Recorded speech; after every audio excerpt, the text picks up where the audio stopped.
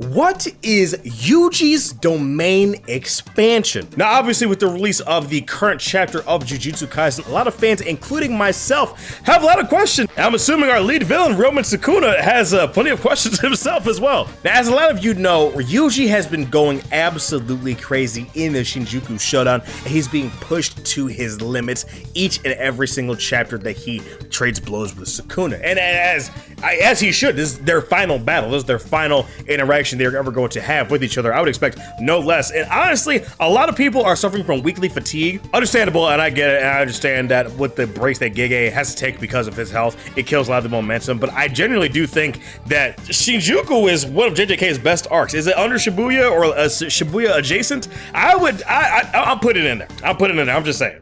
And throughout this fight, Yuji has leveled up and shown his evolution as a sorcerer in a number of different ways. For example, after ingesting the other death painting wombs that he and Choso are related to, Yuji unlocked blood manipulation. Yuji is able to fire piercing blood. Yuji is able to use an attack similar to Supernova, where the blood that he expels is able to be heated up and explode. Because of the research that Yuji did with Yuki's book that she left behind, his deepening of the soul and understanding has deepened, and he is now way more potent and way more lethal when it comes to reincarnated curses and reincarnated sorcerers, such as Ryoma Sukuna and the majority of the Culling Game players. Yuji has also unlocked reverse curse technique due to switch training, and has also shown simple domain, which is a very, very big thing that Yuji's bag desperately needed. I know a lot of people, including myself, are putting Yuji very, very low when it came to these rankings and top 10 lists and different things like that because he had no counter to domain expansions or anything like that. Aside from Mahito, who would obviously touch his soul and get fucking nuked.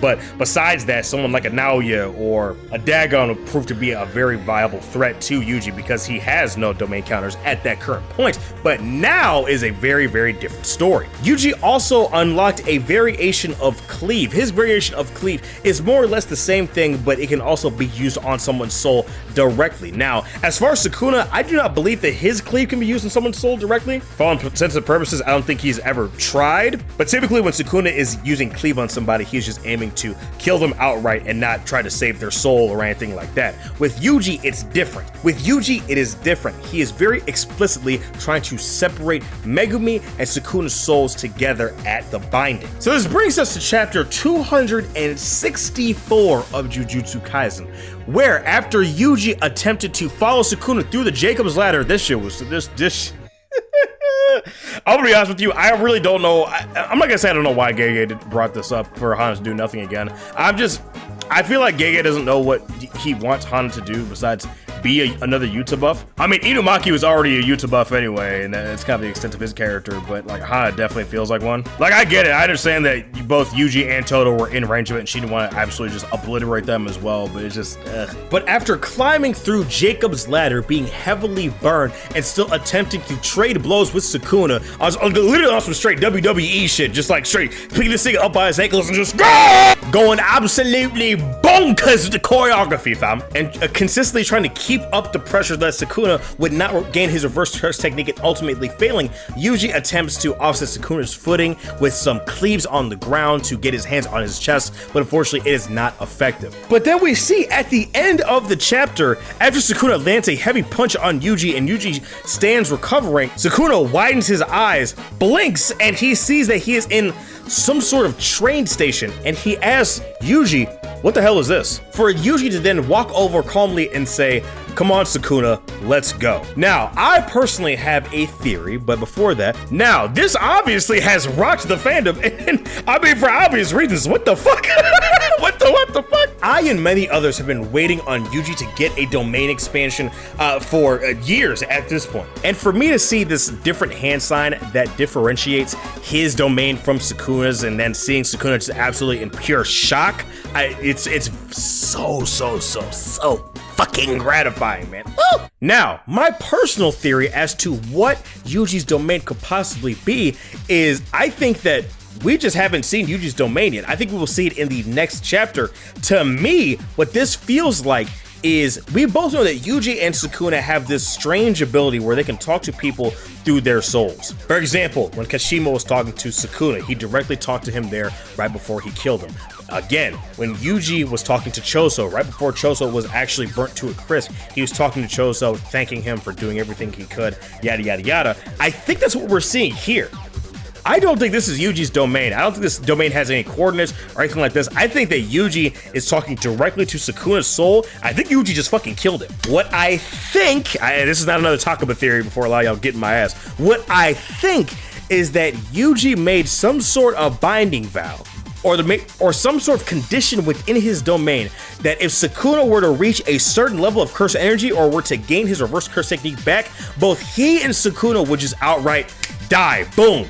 And we know that death can play a part in certain Jujutsu techniques with Mei's crows. With Mei's crows, they can reach absurd levels of power that only really Gojo can stop due to his infinity. These crows will most likely one-shot most individuals if they were to land, but in exchange for this power, they're trading their lives. And I think that's maybe possibly something related to what Yuji did here. And what I think is happening here is that Yuji is saying, hey, let's go. I think Yuji is basically saying, hey man, listen, we're both gonna die. And I'm fine with that. Obviously, we have at the beginning of the story that Yuji's grandfather told him to not die alone.